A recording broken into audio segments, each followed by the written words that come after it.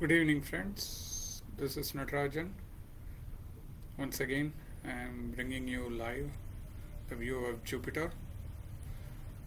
Today is October 12th, 2022. It is Tritiya, third phase of the waning moon, and I am focused on Jupiter, Guru. And what you are seeing in the 9 o'clock position, slightly to the right of the 9 o'clock position, is the red spot, the bright red spot. The way I am showing this to you live is through a software called Sharpcap. What it does is it takes the live feed from my astro camera, which I have attached to my telescope, and I have adjusted the brightness and contrast to give you the best color possible.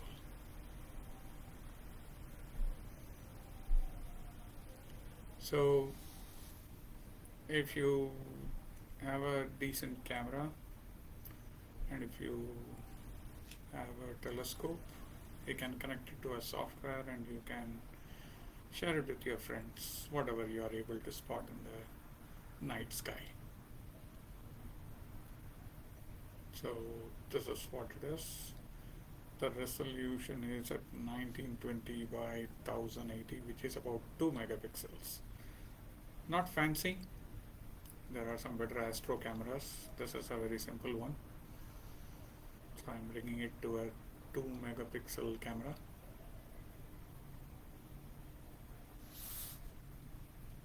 But it provides you decent views. You can enjoy some of the night views, night sky views of planets, stars, constellations, galaxies. Not so much of nebulae unless they are very bright, like the Orion Nebula. I think it will rise shortly. The moon has risen now. The moon is close to Pleiades, Kritika Nakshatram. Shortly thereafterwards you will have the Orion and you will have the M42. Right, so let me try to center it.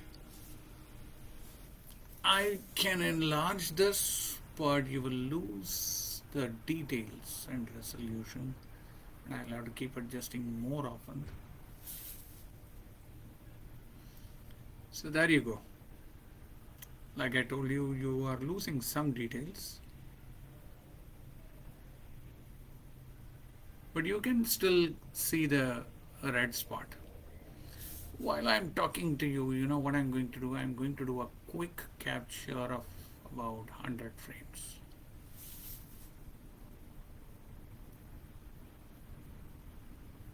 So what you do is, typically when I share my photographs with you, this is how I capture a short video.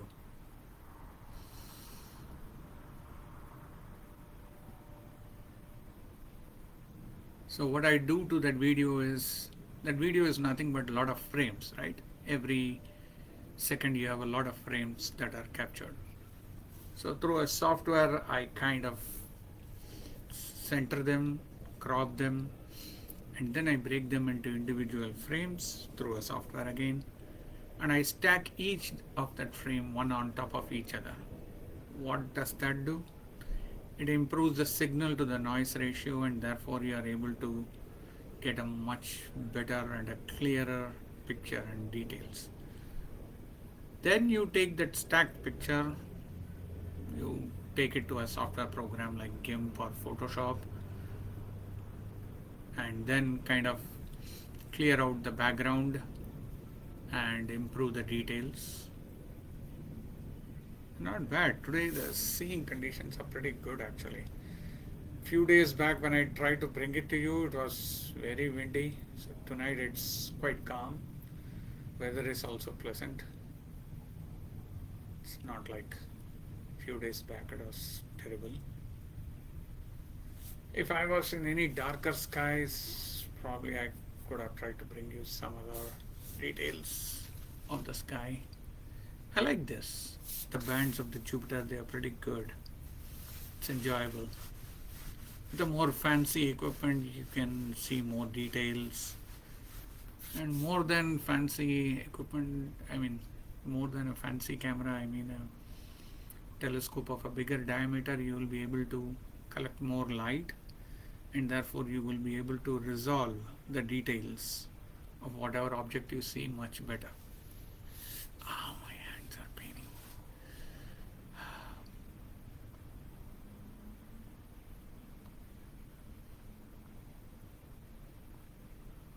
I just now finished imaging Saturn also. The seeing conditions were good again. I hope to process them.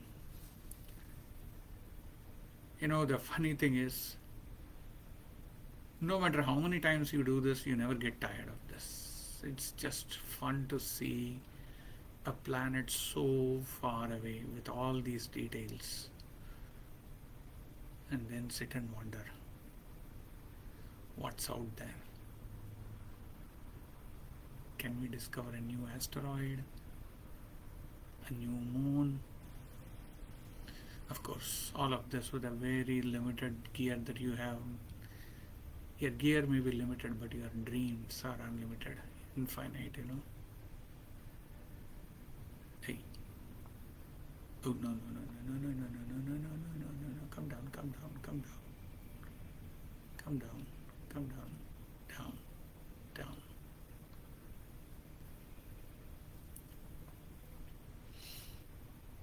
So I need to keep doing this often, the right, left, and up and down, which kind of changes, which is not exactly the right, left, and up and down. It depends upon the angle in the sky. But if this were on an equatorial mount, where I align it to the pole star, the Dhruva Nakshatram, then the movement is more stable. It just tracks more solid. Right now I have just done an alt-azimuth alignment. With my telescope I have done a 2-star alignment. So the 2-star alignment, it still does it in an up and down, right and left fashion. So therefore you'll have it wobbling up and down a bit.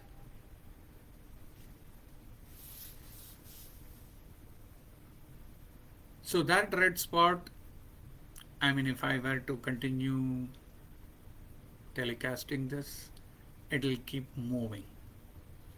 And in a few hours, it will move to the other side. Come on, no. No. Down, down. So that red spot, with my cursor, I am pointing it here. That is a red spot. So I think, I don't know how the orientation is. Eventually it will come like this and set on the other side. So some of my friends, what they have done is, which I wanted to do, I don't know, I don't have the patience. Probably I can do it. Do a time lapse. So take short videos at 1 minute duration, or I mean, depending upon how fancy you want to get. Stack each one of those videos into a photo, and then if you actually see every one of those photos taken over, like say 60 minutes means 60 videos. So over 1 hour, if you see, that red dot will gradually be changing its position. So if you make that into a time lapse, you can beautifully demonstrate how Jupiter rotates around its axis. And that red spot moving will be amazing to watch. Up. Okay. You know, in this it doesn't move strictly up and down or right and left. It moves along the diagonals. So I have to imagine the up and down arrow along the diagonals and move it. Takes a while to get used to. And in the horizon, the eastern and the western horizon, it is one way.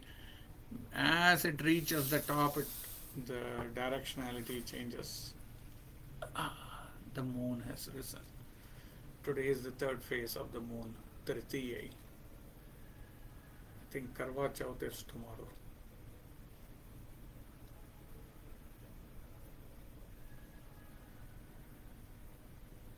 So there you go. So I don't know if you can see, if you see these red bands above the red spot. Below that there are some greenish tinges. So with a much better resolution, you will be able to see them in much detail. Of course, then you will like to have a much bigger device and a much bigger device. And your heart never is satisfied. But this is what it is. Jupiter for you. And don't get bored, but I'll be coming live again and again, showing these things again and again. There are only a limited amount of events that I can possibly show with this. Not all of them. But every time I'll be kind of repeating some of the basics of astronomy. If you want to know how to observe the skies, find your way around, you can tune in. Every time I'll be blabbering something, some facts.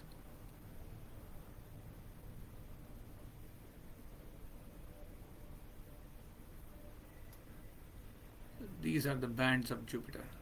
Jupiter is a big gaseous giant with a huge gravity.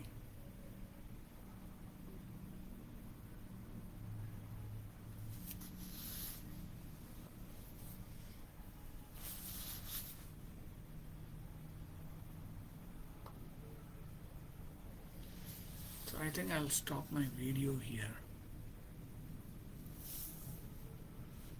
Until then, next time, see you, bye.